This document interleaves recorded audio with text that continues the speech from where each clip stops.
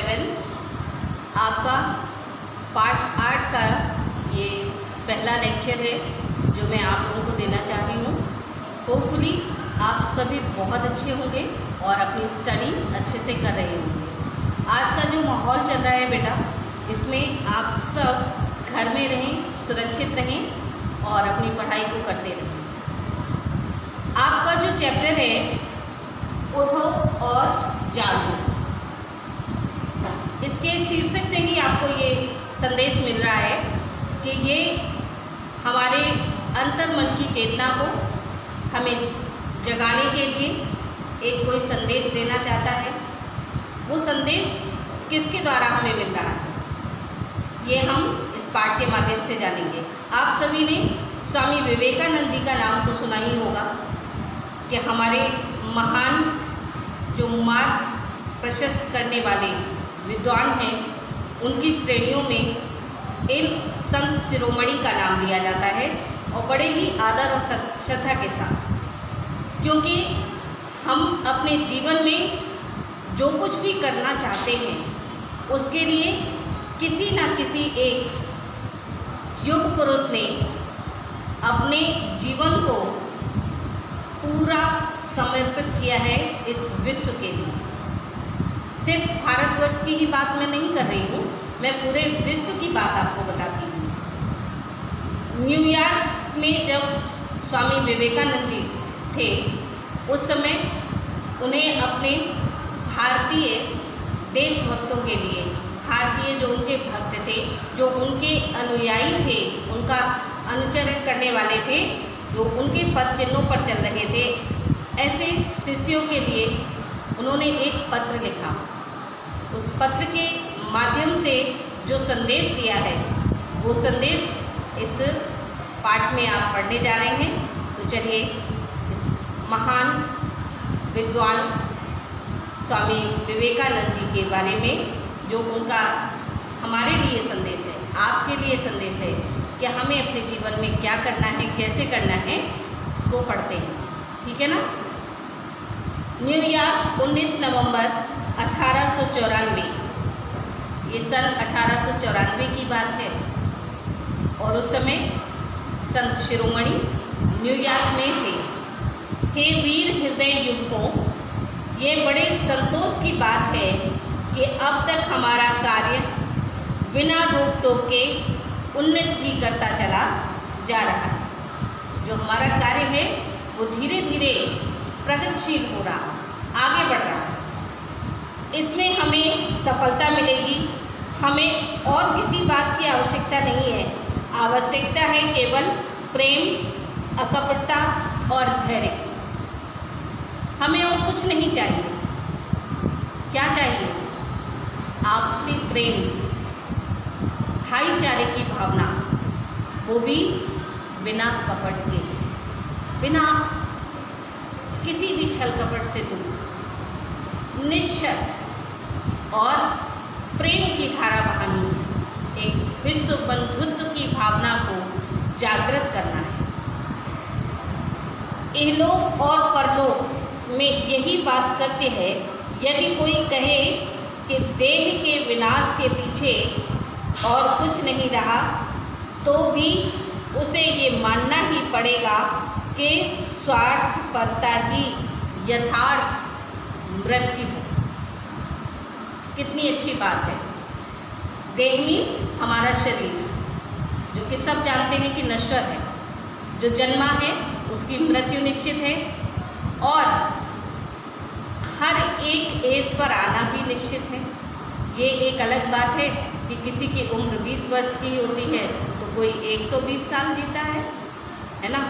ये तो हमारे पूर्व जन्म के कुछ कर्म कह लीजिए, या हमारा जैसा भी विधाता बना के भेजता है उसके अकॉर्डिंग हम जीवित रहते हैं। जितनी सांसें हम अपने जीवन की ऊपर से लिखा करके लाए हैं, उतनी सांसें हमें मिलेंगी, है ना। तो इस देह का तो विनाश निश्चित है और यथार्थ मृत्यु कब होती है? जब हम स्वार्थपरता में लिप्त हों, सिर्फ हम अपने बारे में सोचें। हमें समाज के बारे में, देश के बारे में कोई लेना देना नहीं हो, तो वो व्यक्ति जो, क्योंकि हम लोग ये कहा जाता है ना सामाजिक प्राणी है, तो जो व्यक्ति समाज से अलग ट्रैक पे जाता है ना, जब सिर्फ और सिर्फ मैं, मेरा, हमारा परिवार इतना ही जानता है, उस व्यक्ति का विनाश उसी दिन से शुरू हो जाता है। वो कितना भी धनाढ्य क्यों ना हो, उसकी मृत्यु उसी समय हो जाती है जब वो स्वार्थपरता में लिप्त हो जाता है। सबसे पहले तो हमें अपने मन से मैं निकालना है, यानी कि अहंकार, और जिसके अंदर ये जब बैठ जाता है ना, वो ठीक मदमस्त हाथी की तरह हो जाता है कि जैसे कि किसी हाथी को आप अगर मदिरा पान करा दें, फिर वो होश में नहीं होता। होश में तो खैर इंसान भी नहीं रहते हैं जो ये सब सेवन करते हैं, पता होता है कि ये सेहत के लिए हानिकारक है, लेकिन फिर भी करते हैं। तो वो तो हाथी है, अगर उसे भूल से पिला दिया जाए तो वो भी मदमस्त हो जाता है, और उसके अंदर जो भी ताकत है, उस ताकत का वो दुरुपयोग करने लगता है। ठीक उसी प्रकार से जिस व्यक्ति के अंदर सिर्फ और सिर्फ स्वार्थपरता आ जाती है, वो अपना ही हित चाहने लगता है, उस व्यक्ति की उसी समय मृत्यु जैसी स्थिति हो जाती है। क्यों? क्योंकि उसे ना तो समाज से लेना देना, ना दुनिया से कोई मतलब। मैं जो कर रहा हूँ वो ठीक है, वही उचित है, कुछ अनुचित नहीं। अच्छे बुरे की उसे बिल्कुल भी सीख नहीं रहती। परोपकार ही जीवन है, परोपकार ना करना ही मृत्यु। स्वामी विवेकानंद जी के अनुसार अगर हम चलते हैं तो हम कभी भी मरेंगे नहीं, हमारी मृत्यु कभी भी नहीं हो सकती। क्यों? क्योंकि हम परहित के लिए जी रहे हैं, स्वहित के लिए नहीं, अपने लिए नहीं। और जिसके साथ में आप उपकार करेंगे, आप यकीन जानिए वो व्यक्ति आपको एक जगह नहीं, हर जगह आपका प्रचार करेगा। उसने मेरी मदद की, मैं उसकी बदौलत आज यहाँ तक पहुँचा हूँ। इसमें एक शिक्षक का सबसे अच्छा कर्तव्य यही होता है। आज अगर मैं आप लोगों को कुछ ज्ञान दे पा रही हूँ तो मैं बहुत ज़्यादा आभारी नहीं, मैं इतनी ऋणी हूँ कि अपने गुरुओं का ऋण तो नहीं चुका सकती ना, लेकिन उनका जो सम्मान मैं हृदय से करती हूँ और प्रतिदिन मैं उन्हें याद करती हूँ, क्योंकि वो मेरे एक सच्चे मार्गदर्शक रहे हैं, जिन्होंने मुझे शिक्षा दी है, जिन्होंने मुझे ये सिखाया है कि सही क्या है, गलत क्या है।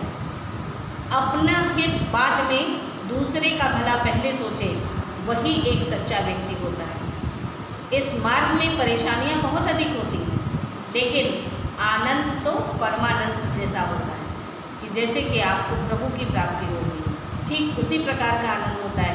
अगर आप कभी भी बहुत छोटी क्लास में हैं, लेकिन फिर भी एक छोटा सा एग्जाम्पल दूंगी कि आप अपनी क्लास में किसी बच्चे की, जो बच्चा एब्सेंट रह रहा हो कंटिन्यू, और वो अगर क्लास में आता है, आप उसको उसके वर्क में हेल्प करते हैं,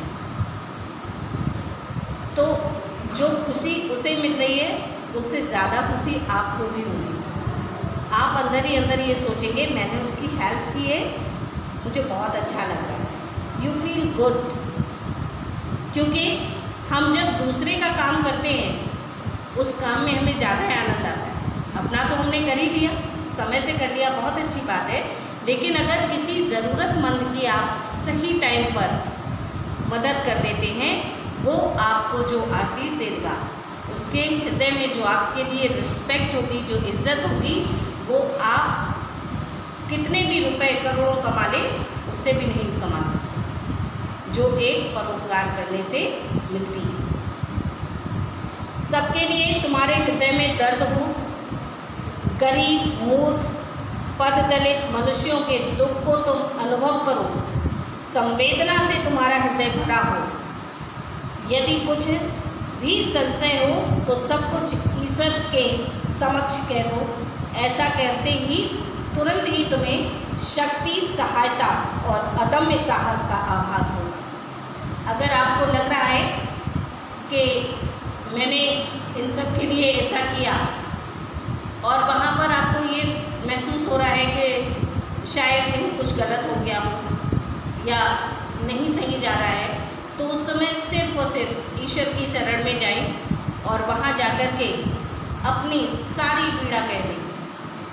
आपको उसी समय एक अलौकिक शक्ति का आभास होगा। आपके अंदर साहस और करने का प्रयास दोनों और अधिक मात्रा में बढ़ जाएंगे। सबसे ज़्यादा ज़रूरत अगर है तो गत 10 वर्षों में अपना मूल मंत्र घोषित करता आया हूँ, प्रयत्न करते रहो। और अब भी मैं कहता हूँ, अनवरत प्रयत्न करते चलो। जब चारों ओर अंधकार ही अंधकार था, तब भी मैं प्रयत्न करने को कहता था। अब तो कुछ प्रकाश नजर आ रहा है। अतः अब भी ये कहूँगा कि प्रयत्न करते रहो। बस अनंत आकाश की ओर भयभीत दृष्टि से मत देखो, वह हमें कुचल डालेगा। भय जो है मनुष्य का सबसे बड़ा शत्रु होता है। कभी कभी आप शैडो से भी फेयर करते हैं ना, किसी भी चीज़ की छाया देख ली उससे डर जाते हैं। अंधेरे में ऐसा ही होता है, अक्सर होता कुछ है और हम इमेजिनेशन कुछ और कर लेते हैं और उससे डर जाते हैं। तो भय मनुष्य का सबसे बड़ा शत्रु है। अगर आपके अंतःकरण में, आपके मन में अगर डर बैठ गया तो आप अपने जीवन में कभी भी उससे अभय नहीं पा पाएंगे, उबर नहीं पाएंगे। और अगर आपने ये निश्चित कर लिया, नहीं जा कर के देखते आखिर है क्या, तो जो हमारे उस समय का जो समाज था, तब गरीब लोगों को बहुत ही हेय दृष्टि से लोग देखते थे। जातियों का बहुत ज़्यादा प्रचलन था, ये हैं, ये हैं। सांप्रदायिकता फैली, बहुत अराजकता फैली हुई थी। तो स्वामी विवेकानंद जी ने ये प्रयास किया था, हर एक व्यक्ति के हृदय में ये लौ जलाने की कोशिश की थी कि हर एक के लिए आपका जीवन है। आपका जीवन सिर्फ आपके लिए और अपने परिवार तक ही सीमित नहीं है, इस समाज के लिए भी आपका कुछ दायित्व बनता है, वहाँ भी आपको कुछ करना है। तो इस प्रयत्न को वो लगातार करते रहे। कुछ लोग उनसे जुड़े, धीरे धीरे ज़्यादा संख्या होती गई तो उन्होंने कहा कि मुझे प्रकाश नज़र आ रहा है, मुझे अपने प्रयास में सफलता हासिल होती हुई दिखाई दे रही है। इसीलिए उन्होंने कहा है कि आकाश की ओर अगर आप देखेंगे तो आप भयभीत हो जाएंगे। अरे इतना विशाल, इतनी दूरी कैसे तय की जाएगी? अगर साइंटिस्ट लोग ऐसे ही सोच करके बैठ जाएं तो किसी भी चीज़ का निर्माण हो सकता है? नहीं हो सकता है ना। तुम देखोगे कि कई घंटों में वह सब कुछ सब तुम्हारे पैरों तले आ गया। धीरज धरो, न धन से काम होता है, न यश काम आता है, न विद्या या प्रेम से ही सब कुछ होता है।